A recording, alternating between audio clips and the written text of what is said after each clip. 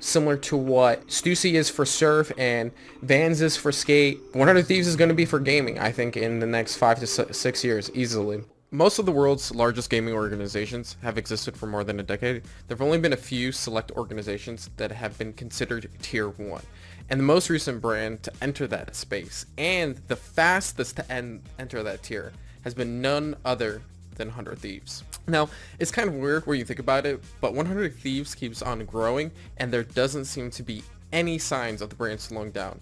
And to understand how 100 Thieves became a tier 1 organization, we have to go back in time a little bit. It's almost impossible to talk about the 100 Thieves brand without mentioning its founder and current CEO, Matthew Nadeshot Haig. And I don't want to spend too much time covering Matt's life since there have been multiple videos published that do a far better job than I could have ever done.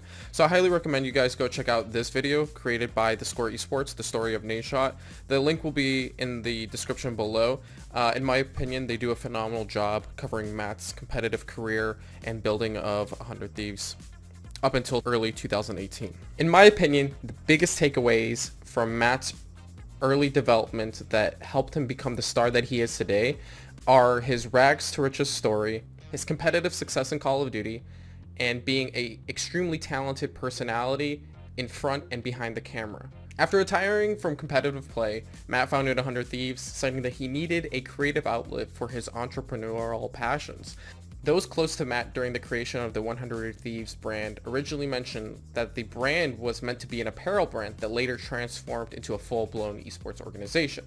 They realized quickly early on that with competitive success, they were able to push merchandise much easier. One of the key aspects to the rapid success of the 100 Thieves brand is their ability to leverage brand perception throughout the years to their advantage.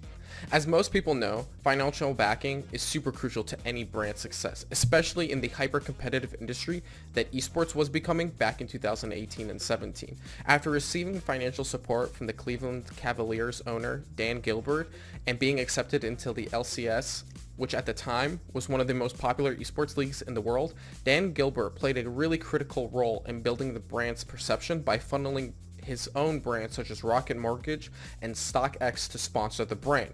The brand being positioned along partners such as StockX, Red Bull, Rocket Mortgage, Tostinos made the brand generate a lot larger of a perception than it actually was at the time, along with funneling a lot of funds to secure big content creators and esports personalities.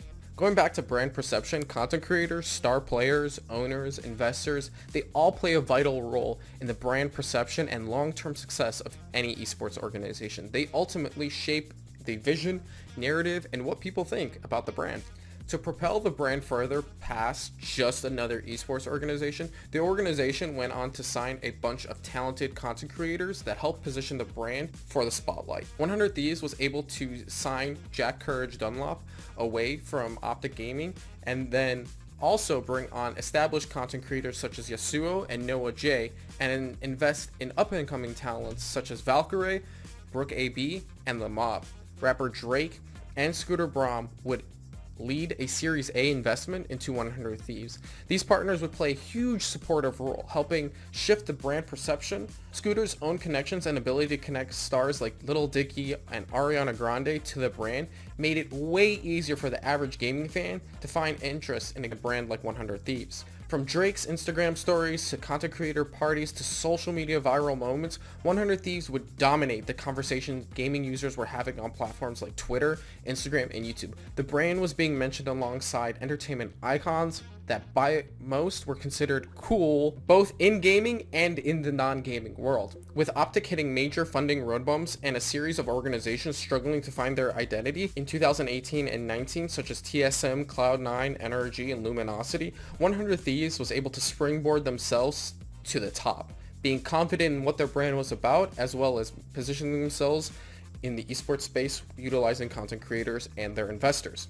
100 Thieves was ahead of the game back in 2018. From the get-go, they entered the LCS with a bang, going with a baseball-style jersey instead of the traditional soccer cut, which helped the brand stand out immensely amongst the hyper-competitive season that the inaugural franchise season of the LCS was. I really think that it showed a strong sense that the 100 Thieves brand was ready to push the rules of esports and of the industry to help their team stand out. Within my company, I have a bunch of 100 Thieves fans that have been longtime fans, so I interviewed them and I talked a little bit about what items they felt were the most popular and that helped hook fans in, which was the geographic hoodie and the cream hoodie, which helped the brand really actually start to feel like a streetwear brand that you could see yourself, flexing on Instagram, on Twitter, stuff like that, as well as its association with StockX helped the brand really find that streetwear hypebeast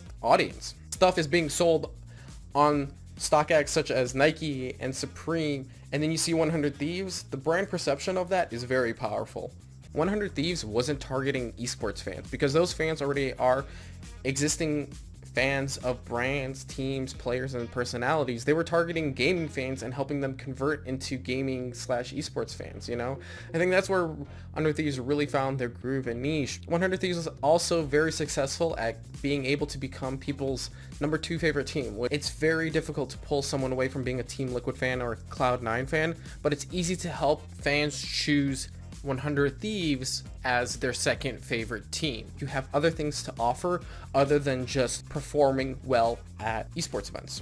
What's next for 100 Thieves? There's plenty of different roads. They recently invested in CDL with the LA Thieves, which became one of the most followed brands in the CDL. LA Thieves is positioned to become a great brand for those general Call of Duty fans, as well as the value of having your skin in Warzone today, I think is worth so much in the long run as the game continues to see mainstream success. So the brand continues to step more and more into mainstream, partnering with 2Hype to help get those sports fans that are passionate about gaming, hype culture, excitement, sports, and all that stuff. Again, a different direction than most esports teams have gone, similar to what Stussy is for surf and Vans is for skate. 100 Thieves is going to be for gaming, I think, in the next 5 to 6 years, easily. If 100 Thieves also continues the success of signing young creators, new creators, and helping them build up their brand, I think in the long run that will also pay dividends, and could be also totally wrong.